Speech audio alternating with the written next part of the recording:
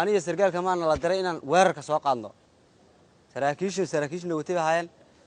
goobta xagga sokay iyo ka joogeen xaween ciidanka qaranka xagga sokay iyo ka joogeen weerarka annagaas ka lahayn labadaanadana weerar ka lahayn inaan soo weerarno xerada waxa weeyaan mataqaanaa markaan soo qabsano xagan laga soo dhufto micnihii qorshow yuha kadib labadaani go'aan baan qaadanay inaan micnihii mataqaanaa aanan marnaba aanan micnihii mataqaanaa aanan ciidanka qaranka la dagaalamin yaan go'aan ka qaadanay waan soo dhaqaaqnay ciidankaanadina waxay soo raacay annaga xabadna lagu ridin rag cadawga micnihii mataqaanaa iska ilaalinayeen cadownimo aan iska ilaalinayeen ayagoon xabad nagu ridin war naga haynin yaan u soo galay markaan u soo galayna waxa weeyaan mataqaanaa wayna soo dhaweeyeen qoriyihiina waxa weeyaan waan u dhignay kadib waxa weeyaan waxa dhacday inay dhahan qoriyihiina qaata qoriyihiina haysta qadanaaga nala gala isku cadow baana nahay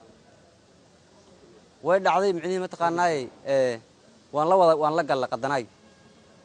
oo waxa weeyaan mataqaanaa hal cadow aan yeelanay marka waxaan leeyahay aad iyo aad baad mahadsantiin waxaan ka baxaynaa marxaladii hore aan ku jirnay duruufaha iyo dawladnimada ka fogaa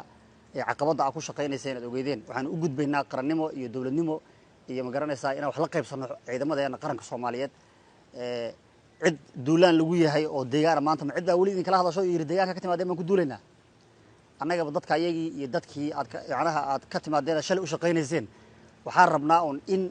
shaatigii aad qabteen in la idin qarameeyo oo si dawladnimo aan ugu shaqeyno laakiin duulaanna kuma nihin deegaankii dadka ayageena duulaan kuma nihin